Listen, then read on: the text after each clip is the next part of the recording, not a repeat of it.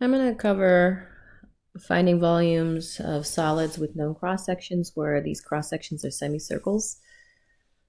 So it says a solid is constructed bound by f of x and g of x such that the cross-sections are perpendicular to the x-axis, which means everything has to be done with respect to x, and there's semicircles. So here's a picture, an example of a cross section, a bunch of cross sections that are all semicircles. You have these pink and these black ones, and you could see that the semicircles, it's the diameter of the semicircle that spans this vertical distance between the function and the x-axis. And you put these all together. If you slice these semicircles so thin that their width is approaching 0, you have an infinite number of semicircles, and then you stack them all together and you get this cool shape here that pops up off the paper.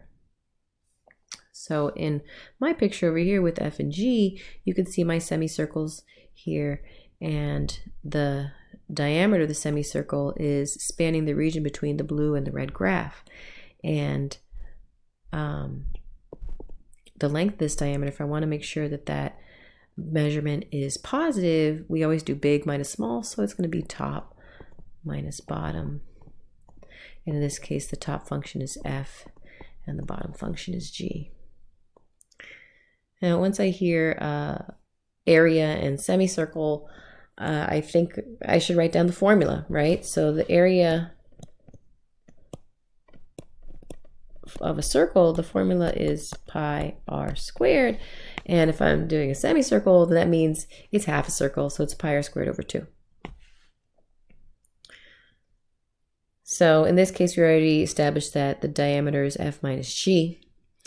And you know that if you double the radius, you get the diameter. Therefore, the radius is half the diameter.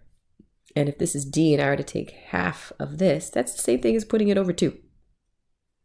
So now I'm going to plug and chug into this formula right here, pi r squared over 2.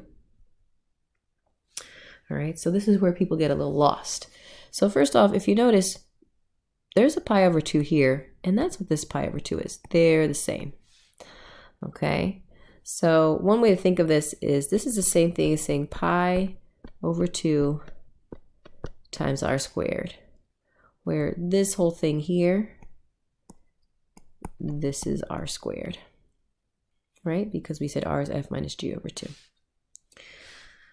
Now I clean it up because I know if I integrate the area, that gives me the volume, put it in the integral. Notice and my limits of integration have to be in terms of x, and I have this.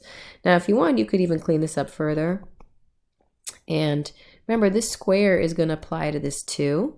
So I technically have the integral of f minus g, and I'm going to cheat and not write the x, squared over 4 dx. And then I could put the pi over 2 and multiply it by, this is technically a 1/4. So I could even say it's pi over 8 integral of f minus g squared dx from a to b. So if you really like to memorize formulas, then you could just memorize this. But I like to, I stay away from that. I like to think of it conceptually and just derive my integral based on the concept of the formula for the area of a semicircle. So let's be a little bit more specific and give equations for the functions f and g. So this blue graph right here, that's radical x. The red graph is x squared. And I've already given you the limits of integration. Well, not the limits of integration, but the intersection points. So again, area for a semicircle is the area of a circle, pi r squared divided by 2. And since the diameter is this right here, that's d, then that's top minus bottom, which in this case, our top function is radical x, and our bottom function is x squared. Now, my formula has the area of the semicircle in terms of r, so I have to rewrite d in terms of the radius. So the radius is going to be half of d. So that's radical x minus x squared over 2. And now that's going to plug and chug over here. So remember, this pi over 2 is the same as this pi over 2. And this whole thing right here, this is my r being squared.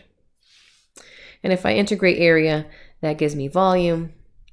And there it is. And again, you could clean that up. Remember, this 2 is going to be squared.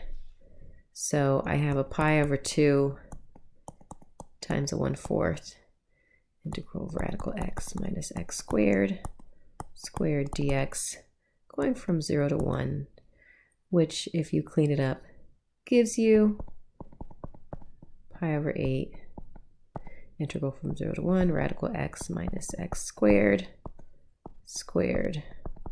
dx. And that's pretty much it.